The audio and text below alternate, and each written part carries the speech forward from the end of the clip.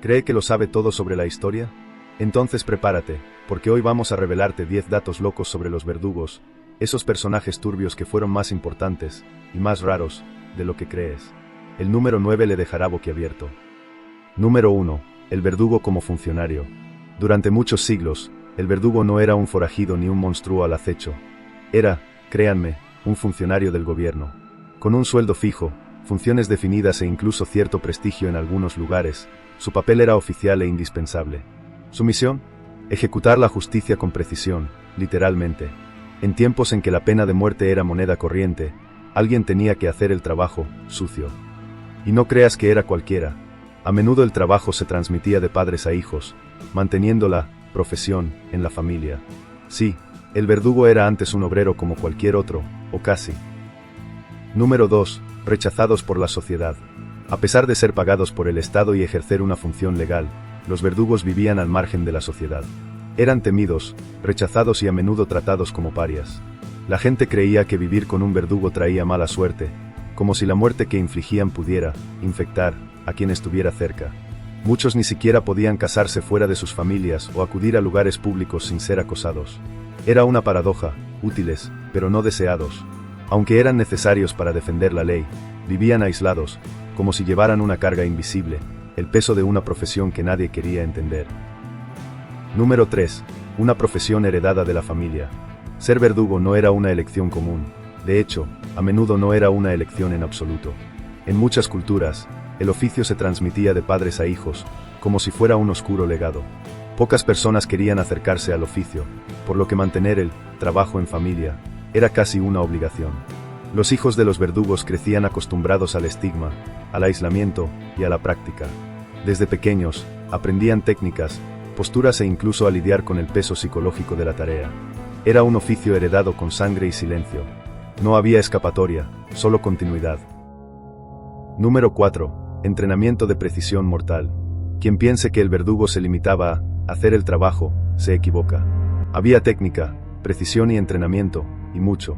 Ejecutar una sentencia exigía firmeza, control emocional y, sobre todo, eficacia. Lo ideal era que la muerte fuera rápida, sin sufrimientos prolongados. Al fin y al cabo, un error podía generar horror público y dudas sobre la justicia. Algunos verdugos se entrenaban con muñecos, otros con animales, hasta dominar por completo la práctica. Y no se trataba solo de fuerza, sino también de cálculo. Ángulo, posición del cuerpo, tipo de hoja. Todo tenía que ser perfecto. Un golpe equivocado podía arruinar no solo la ejecución, sino también la reputación del verdugo. Número 5. Herramientas de la muerte. El verdugo no trabajaba con cualquier cosa.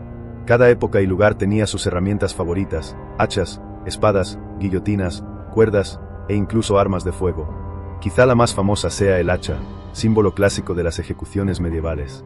En la Francia revolucionaria, la guillotina era la estrella, rápida, eficaz y, decían, más humana. La elección de la herramienta no era solo cultural, sino también estratégica. El método tenía que funcionar.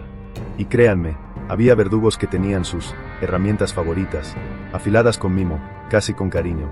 Era el arsenal de quienes lidiaban a diario con la muerte, de forma fría y calculada.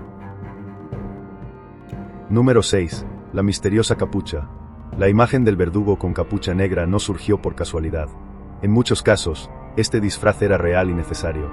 Cubrirse el rostro era una forma de mantener el anonimato, proteger a la familia y evitar represalias. Al fin y al cabo, nadie quería cruzarse por la calle con el hombre que había ejecutado a su amigo, pariente o vecino. La capucha daba un aire sombrío, sí, pero también garantizaba seguridad y distancia emocional. En algunos lugares era obligatoria. En otros, era una elección personal.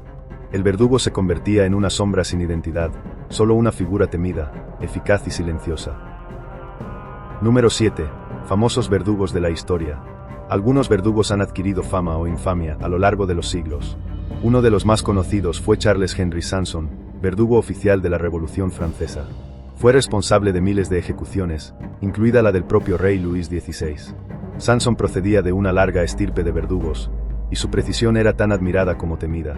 Otro nombre notable fue Franz Schmidt, un verdugo alemán que dejó un diario detallado de sus ejecuciones, un verdadero documento histórico. Número 8. Bien pagado, pero solitario. Si por un lado el verdugo era rechazado socialmente, por otro estaba bien pagado por sus servicios. En algunos casos, el salario era elevado, con derecho a vivienda, comida e incluso primas por ejecución. Esto hacía que el oficio resultara económicamente atractivo, sobre todo para las familias marginadas. Pero el dinero tenía un alto precio, la soledad. El rechazo constante, el miedo que sentía la gente y el estigma de la sangre dificultaban cualquier vida social. Era como si se reconociera el valor del trabajo, pero a distancia. Así que el verdugo vivía entre dos mundos, uno de estabilidad financiera y otro de cruel aislamiento. Número 9. Los verdugos podían celebrar matrimonios. Lo crea o no, en algunos lugares y periodos de la historia, los verdugos también tenían autoridad para celebrar matrimonios. Sí, el mismo hombre que ejecutaba sentencias de muerte podía unir legalmente a parejas en matrimonio.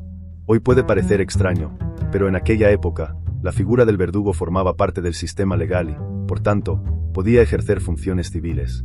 Resulta surrealista imaginar a alguien dando el «sí, quiero» ante una figura que, horas antes, podría haber utilizado una guillotina o un hacha.